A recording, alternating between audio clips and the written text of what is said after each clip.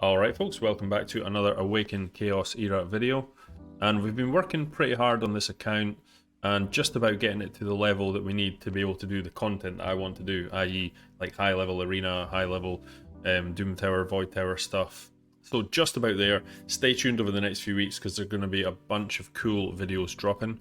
But today I really wanted to cover probably my favourite, well, one of my favourite heroes in the game, which is Imogen, a Dark Legendary. Now, I realise this is a pretty difficult hero to get, so not a lot of people will have her, but her kit is very confusing. In fact, so confusing it doesn't even make any sense when you read it and then you see what she does. So, and I cannot find another video or resource out there that actually explains what's going on with Imogen, so I thought it would be a good idea to make a video explaining exactly what her kit does, exactly how to use her. So even if, you know, if you're an early game player but you've lucked out and pulled an Imogen, it's like your only legendary, at least you'll actually be able to use her properly. So let's have a look at her first. Like I said, she's a Dark Legendary. She has S tier attack. I think it's like 1.45k when it's max ascended, which is kind of the standard for good legendary attackers. Most of them are slightly, like the higher ones are 1.45 to 1.5k. I think the highest might be Dark Nicholas at like 1.6k, but she's right up there, so she can pack a punch, decent crit rate, and the rest is all Bs. What I'm going to look at first, I'm just going to read her whole kit just now, as is, and then I'm going to explain what it actually does, because this kit doesn't explain at all what she does really.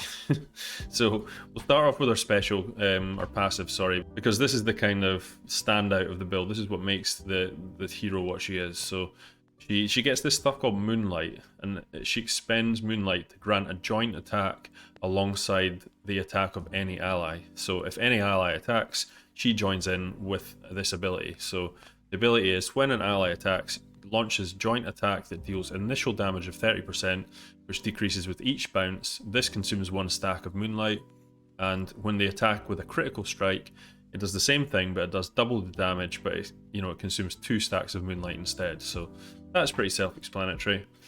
Then we've got the trait here. Now, the non-ascended version applies 2 Moonlight at the beginning of the round, grants this character an unremovable Moonlight upon receiving and defense pierce up. That's bad grammar, that should be add defense pierce up, but that's just trivial. On the Ascension, it applies 3 instead of 2, and I think that's the only thing it does, yeah, just applies 3 instead of 2. Now she's got a basic here that deals 100% damage to an enemy and grants a Moonlight. If you do a critical though, it grants 2 Moonlight and plus 30% damage, so you want to build her with 100% crit. And then we have the ultimate here, applies 2 Moonlight to this character, just straight up applies 2, and then removes a 1 positive effect from all enemies, deals 150% damage to all targets. That's when it's fully geared up here. Each successful removal applies plus 2 Moonlight. So that is really, really cool. So what is wrong with the wording in this kit? Now, the first thing that really confused me was this upon receiving and defense pierced up. Apart from the grammar being terrible, that isn't exactly what happens. So basically forget about that. The easiest way to figure out with this character is every single time she gains a Moonlight, she gets defense pierce up. That's really what should say, because anytime she applies the Moonlight from here, she gets 2 defense pierce up. So right at the start of every single game, she'll grant, because it's the beginning of the round, it's not her turn. That's the important thing to note. It's at the round, so it doesn't matter if she's going first or if she's going last. She's always at the start of every single round just going to gain these straight off the bat. She doesn't have to wait to get to her turn.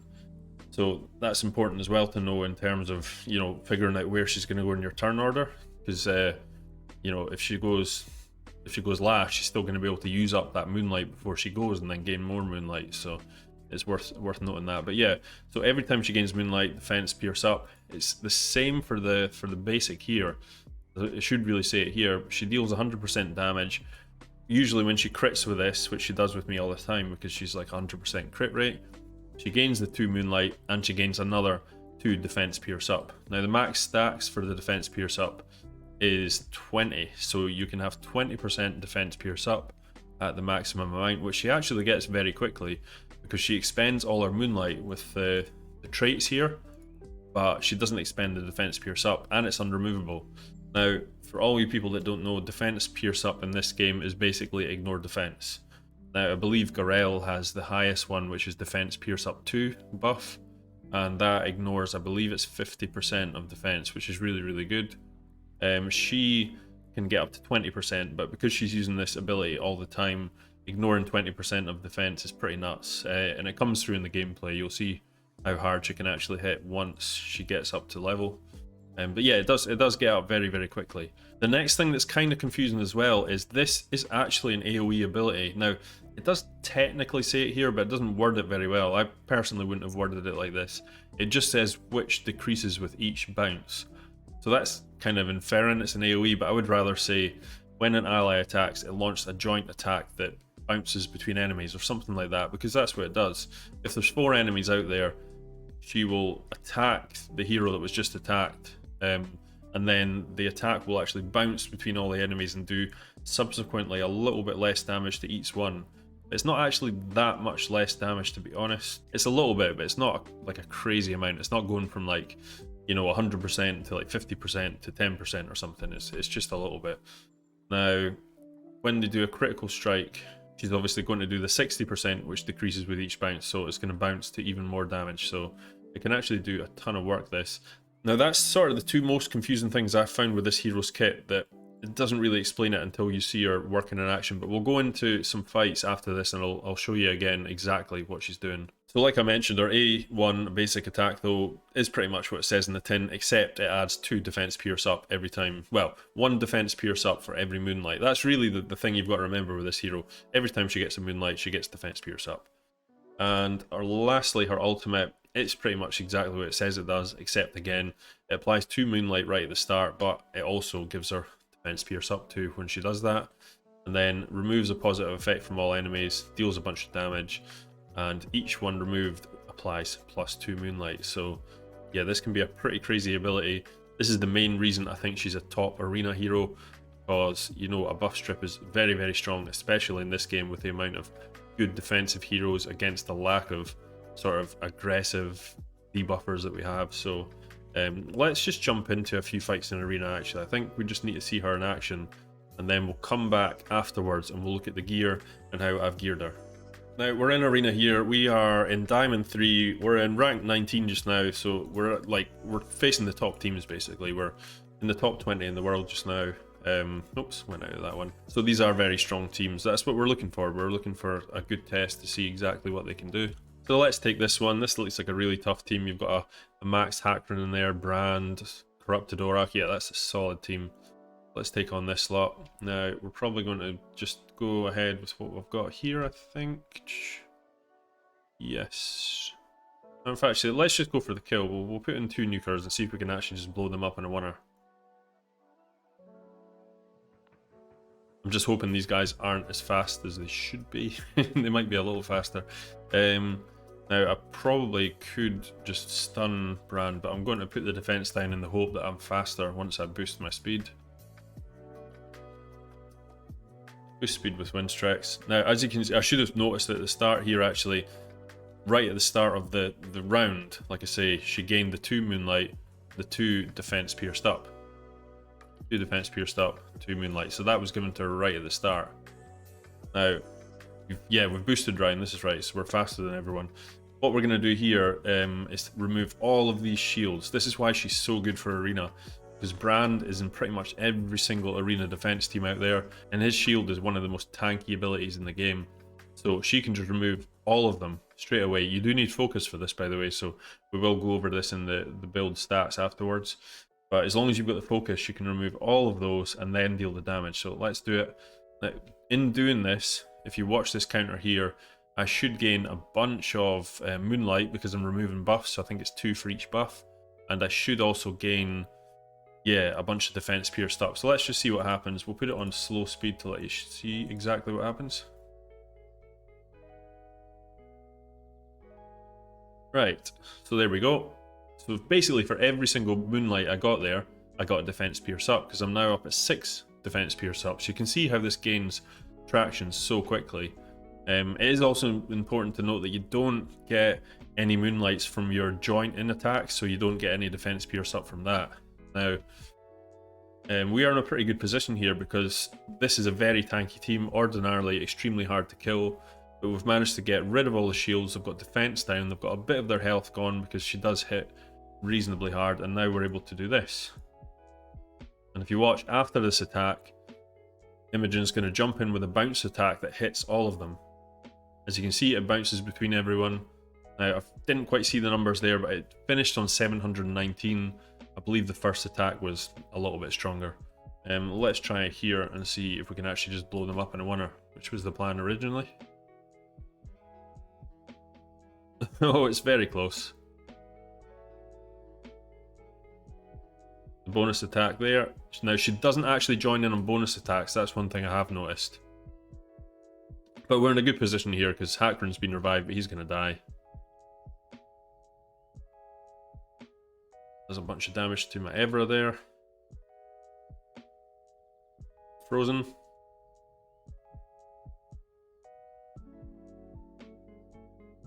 Righty-ho. The good thing about using Imogen with Windstrikes as well is you can just then reset her ultimate, which is awesome. So you can start removing more buffs again.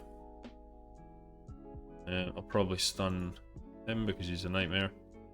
Now, she does have 8% defense pierce up now, and it's only the second turn. So you can see how quickly she gets up to that 20% ignore defense mark.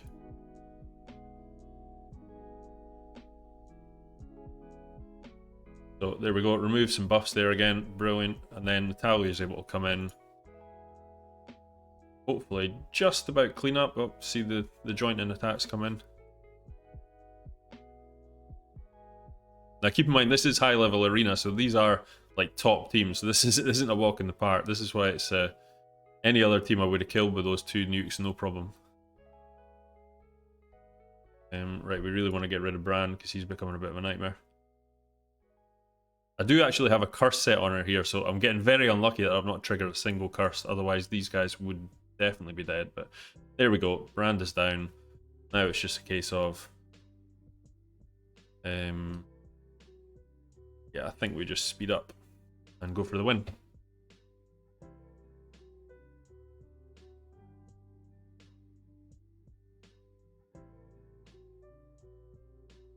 Oh, see, so I didn't quite kill her there, but Imogen came in and saved the day. So there we go. That is one team. I'll try another team and let's see how we get on. Right, let's go in against another. This is like a standard, you know, they've got double healer here. Yeah, this is like the standard sort of top level arena folk that you're going to be fighting. So let's go in against them and see how we do. So they've got 2 healers. They've got absolutely no way of dealing damage except probably for Hackron's special ability. So we're just going to go for the kill right away. Defense down. Speed up. So she has her 2 Moonlight and 2 defense pierced up just now. This should increase it all so she can keep attacking with the team. So she's 6 and 6. Oh, so we got the bonus attack from the curse set there, so that's good. As you've seen, the bonus attack went with the first ability there, and she went to 8 and 8. So that's why the cursed is such a good set on her, which I'll explain in a minute. Because she's now able to boost up that Moonlight and the defense pierce, which is ignoring more defense. So even though the curse, you'll maybe lacking a bit of damage, you'll gain in damage the quicker she gets to that max 20 stacks. Because now her joining ability here is going to do even more damage. As you can see, we're just about killed them, and this should be an easy cleanup. Now obviously these are other good heroes I've got as well. See, Hackron was left alive, but she cleans him up too. So to be honest, you kind of get the idea, because like pretty much all the teams at this level are roughly the same. So you can see why she's good. Good against teams like this. Yeah, I don't think there's much point in playing too many of these. Let's just go over the actual gear I've got her in. So I'm running her in a 4-piece curse set and 2-piece speed set. It doesn't really matter what the 2-piece is as long as they have good stats. So, you know, I wanted crit rate on the ring, so I've got the crit rate and it's got health, which was not so good, but attack percentage and crit damage is what I wanted. Ideally, if I could have rolled like triple attack and double crit damage, that would have been perfect. But a little bit of health helps if the game goes longer. And the dagger had crit damage and attack again with crit rate. So again, that's the reason I went with them over the the warrior set, which would be a perfect addition, the warrior set alongside the curse set. The one thing you do need though is a little bit more speed, because the way I'm using her in arena, I want her to go before my 2 nukers, because I want to remove that shield before my big nukers come in and deal damage. And also, if she goes before the nukers, she's able to remove buffs, get a bunch of moonlight up, because then when my nukers go, they're going to be doing crit attacks. So every time they crit attack, she joins in with a stronger attack, but expends 2 moonlight. So you're going to go through 4 moonlight after she has a go. So it's handy, you know, it's handy having her go first, get the extra moonlight from the ultimate, and then she's able to join in on all the attacks and get maximum damage. Curse set, I do believe, is the best set for her, because like you saw there, she just gains more defense pierce up if she takes more turns. You could just build her, I suppose, in a straight out like warrior set with maybe even like a raptor set or something for some focus, just to do even more damage on that AoE. But I think with her kit, you're never going to deal crazy amounts of damage, so I think you're better going for the curse set just for the bonus that you're going to get, because a lot of the games do go a little bit longer in arena, and the longer it goes, the better she is, and the longer it goes, a curse set comes into its own even more. So I would recommend that. I guess the other set that would be insanely good would be a rebel set, because you're going to stun them like crazy, and it is only a 20% chance, but she is going to attack a lot, so those are going to hit quite a bit. If you're planning on building a team like I've done there, where they're just going to probably kill the team outright pretty quickly, then I would say a rebel set's not really the best option, because it's RNG, I guess. And I know curse set is RNG, but it's nearly 40%, whereas that's only 20%. So it's not quite the same. But you know, if you had a really good rebel set with good stats, it would be a brilliant addition. You could definitely build her in just a raider set, a raptor set, a curse set, warrior set, rage set, any of these sort of things. Just make sure you get the stats. That's the main thing. So the stats we've got just now are 61% focus. That's about as minimum as you want to get. I would like to get a little bit more than that. So somewhere between 60 to 100% is great, because you want to make sure you're removing those buffs. If you are just using her as a PvE hero, I wouldn't particularly bother about focus. I would just, you know, get loads more attack and crit damage and speed and all that kind of stuff. I've got her on 4.2k attack, just about 100% crit rate. I just need one more roll on a crit damage, a crit rate piece. And I've got a few that I'm leveling up just now, so hopefully I'll get that soon. Crit damage is 225, speed's 143. With this arena team, I want her to go second after my win streak, so just make sure she's a little bit faster than your either 1 nuker, or like if you've got Brand and a nuker, or 2 nukers, whatever you're doing. And some precision as well, that always helps. So that really is how I built her. So yeah, curse set, in my opinion, the best, if not rebel set, if not just pure damage, any of these kind of things, as long as you get the stats, that's good. Now, in terms of Ascension, she does get better on Ascension 2, applies 3 moonlight instead of 2, but I wouldn't say it's like broken. You know, like there's some heroes in this game where their Ascension just makes them infinitely better. You know, gaining that 1 extra moonlight, I don't think it's going to make much of a difference, because I never ever seem to have a problem with moonlight or defense pierce up, because it gets up to speed that quickly. But it will get it there quicker, definitely, so it is a bonus. I would say, if anything, the main things would be like more attack and more speed would be awesome, and obviously this would be really good too, but ascending a dark legendary is fairly difficult. Now, in terms of PvE, I wanted to do a raid boss, but I accidentally used all my tokens this morning, so I don't have raid boss available. But that is where she shines in PvE for me.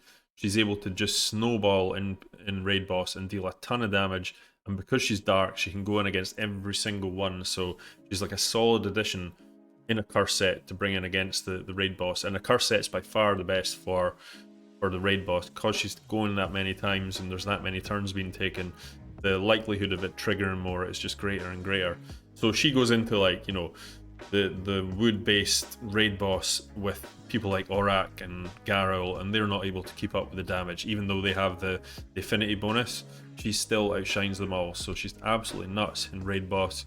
I don't tend to use her in my dungeon teams as such, because I've kind of got them fine-tuned just now, which I will be doing videos on soon, by the way. So I'm not really using her, but I'm sure she'll be great in there. She's fantastic for Endless Trials, really good for that. I chuck her in Bounty Hunt all the time just to try and get me to the end of it.